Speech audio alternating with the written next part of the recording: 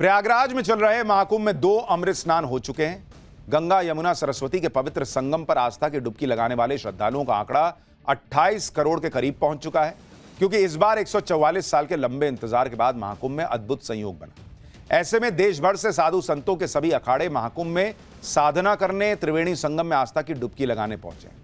महाकुंभ में मौजूद अखाड़ों और उनके संतों और नागा साधुओं के बारे में बहुत कुछ कहा और बताया जा रहा है, लेकिन आज टीवी पर पहली बार महाकुंभ में पहुंचे अघोरी साधुओं के बारे में आपको बताऊं। महाकुंभ में साधना में लीन महिला अघोरियों से आपको मिलवाऊंगा। कौन होती हैं महिला अघोरी और वो कौन कौन सी साधना करती हैं, क्यों रात भर शमशान में लाशों के साथ रहती हैं, ये सारे राज खुद अघोरियों की जुबानी आपको बताऊं। पहले महाकुंभ में पहुंची महिला अघोरियों की साधना की एक झलक देखिए टेलीविजन पर। महाकुंभ से ये एक्सक्लूसिव रिपोर्ट आप पहली बार पाठशाला में देखने जा रहे हैं।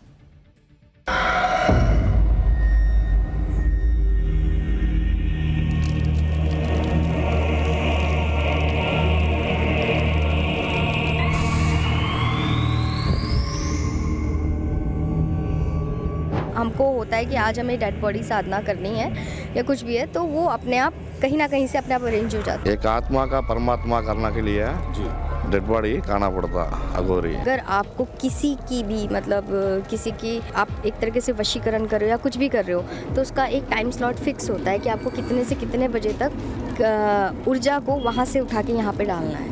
अच्छा काम के लिए आना डरने की बात नहीं है, बुरा काम के लिए आना डरना को चाहिए, सोचना को चाहिए बस।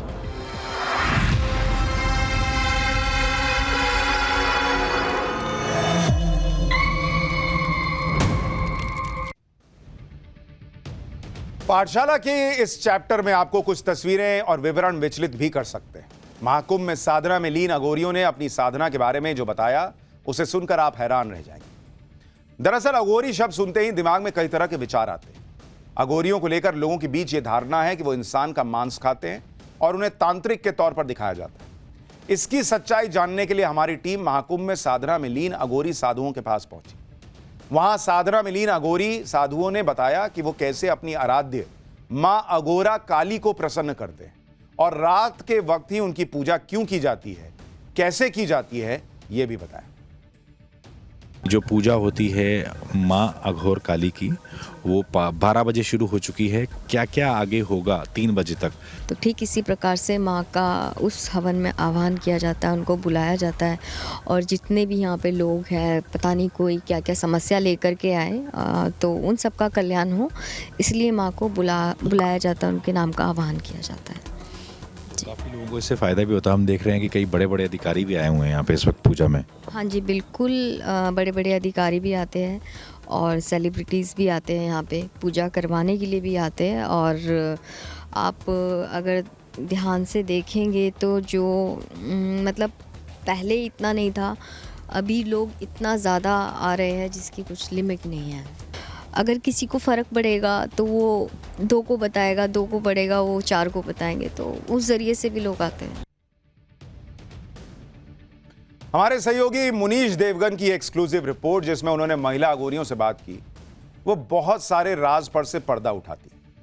महिला अघोरी साधुओं की 2 तरह की साधना होती। अघोरी साधु सात्विक और तामसिक 2 तरह की साधना करते हैं। सात्विक साधना में हवन के लिए फल और फूल का इस्तेमाल होता है। यह साधना कहीं भी हो सकती है, जैसे महाकुंभ में अघोरी साधु सात्विक साधना कर रहे हैं। तामसिक साधना के लिए कहा जाता है कि वो शमशान में ही होती है। इसमें पंच बलि की परंपरा है, कई बार 3 बलि भी दी जाती है। तामसिक साधना के दौरान अघोरी प्रसाद के रूप में डेड बॉडी के पार्ट खाते हैं कहा जाता है, जिसमें इंसान की डेड बॉडी भी शामिल है। हालांकि अघोरी साधुओं का कहना है कि अब पहले की तरह शमशान जाकर साधना करना उनके लिए आसान नहीं रह गया है। ऐसा क्यों, इसका जवाब भी हमारे सहयोगी के साथ बातचीत में महाकुंभ पहुंची अघोरी साधिका ने दिया। सुनिए। पहले के ज़माने में थोड़ा सा देखिए तो वो लोग क्या ना, शमशान पहले ओपन रहता था, कोई प्रॉब्लम नहीं थी, लोग आना जाना ये सब आराम से इजीली होता था। अभी क्या है, हर शमशान में कैमरेज लग गए हैं, कितनी सारी प्रॉब्लम्स क्रिएट होती है। तो अभी वो सब फैसिलिटीज़ जो पहले मिलती थी एक साधक को, वो अभी नहीं मिल रही है। तो इसलिए हम लोग क्या करते हैं, हम ग्रस्त भी रहते हैं, मगर जब हमें साधना करनी होती है तो हम 2-2 3-3 महीने शमशान में पड़े रहते हैं। मैं खुद मणिकर्णिका शमशान घाट में 2-2 3-3 महीने व्यतीत करती हूँ साधना तो के। बॉडीज़ आराम से मिल जाती हैं वहाँ से बनारस से? बहुत आराम से। अगर नहीं भी मिलती तो कई बार क्या होता है कि खुद ही या तो आप जल के बहाव से बह के आ जाएगी या मिल जाता है, ऐसा कोई इशू नहीं होता। अभी तक तो नहीं हुआ है, ना ही मैंने ऐसा कोई इशू फेस किया है। जब मतलब हमको होता है कि आज हमें डेड बॉडी साधना करनी है या कुछ भी है, तो वो अपने आप कहीं ना कहीं से अपने आप अरेंज हो जाती है। अपने परिवार को छोड़कर महाकुंभ में अघोरी साधना के लिए पहुंची एक साधिका ने बताया कि वो क्यों अघोरी बनी और कैसे बनी। आप भी सुनिए, फिर आपको अघोरियों के गले में नजर आने वाली नरमुंडों की माला से जुड़े रहस्य के बारे में बताऊं।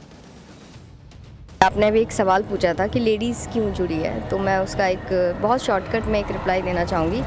अघोर हो चाहे तांत्रिक हो, है ना, अगर पुरुष ये क्रियाएं करते हैं, ठीक है, मंत्र जपम करते हैं, तो आपने देखा होगा कि लेडीज़ उससे ज़्यादा चाहे वो सात्विक पूजा पाठ में इंटरेस्ट रखे वो रखती हैं, मगर जैसे जैसे उनको लगता है कुछ की ऐसी मतलब अंदर चीज़ें होती है कि नहीं हमें और अच्छा करना है और आगे करना है और उग्र देवता प्रसन्न करने हैं, तो उस वजह से लेडीज़ तांत्रिक क्रियाओं में जाती है करने के लिए, सीखने के लिए, अघोर में आती है कि मैं थोड़ा डिफरेंट चीज़ सीख पाऊँ।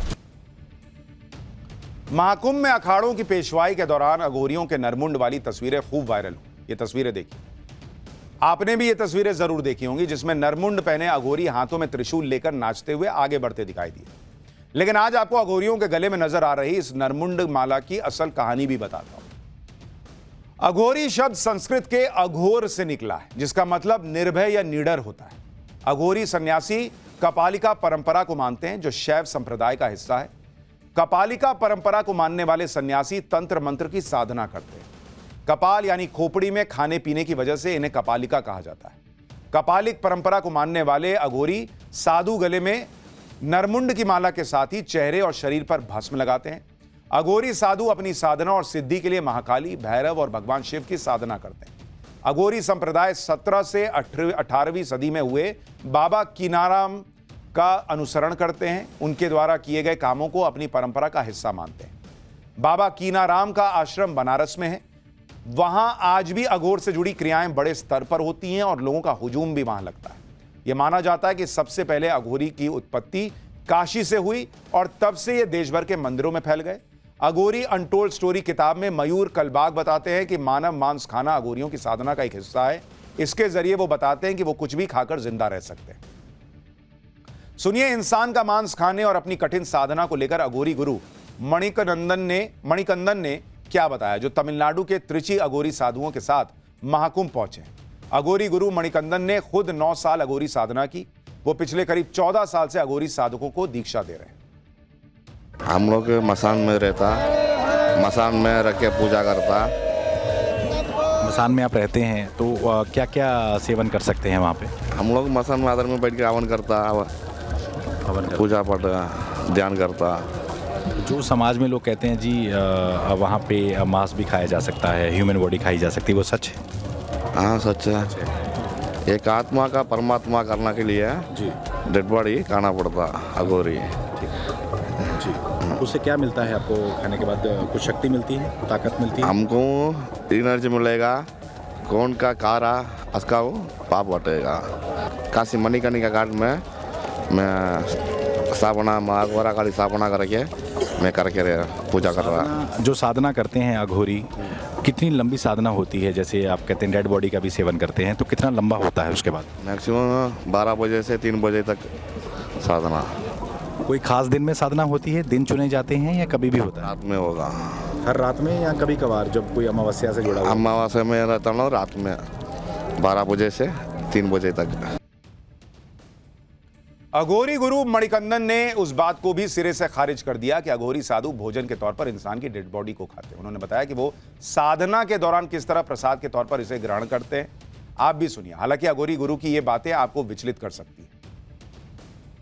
जो डेड बॉडीज़ का सेवन होता है, क्या वो मतलब दफनाया जाता है या जली हुई बॉडीज़ होती हैं? दोनों होती हैं। मतलब जैसे हमारे आम इंसानों का खाना होता है वैसे वो आपका खाना है? जी। पूजा का टाइम है, हम लोग ले लेगा। पूजा का टाइम? हाँ, काशी में मणिकर्णिका घाट में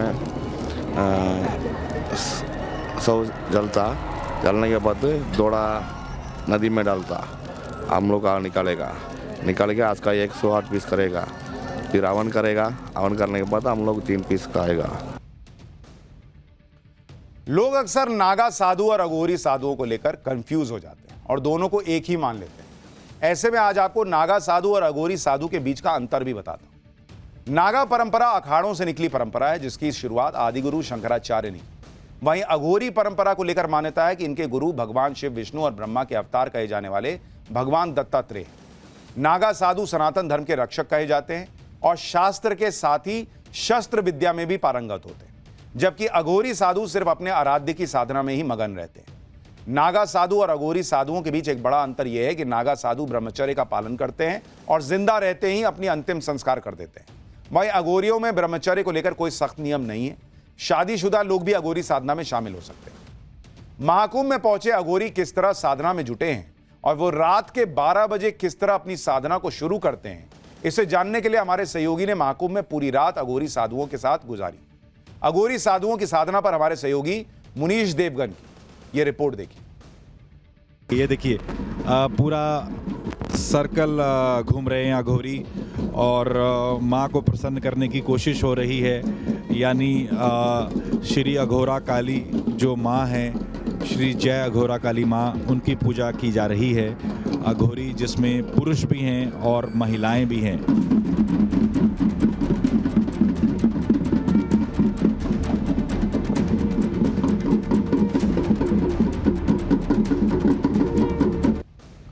शमशान में साधना करने और लाश के टुकड़े खाने की वजह से आम लोग अघोरी साधुओं के पास जाने से भी डरते हैं।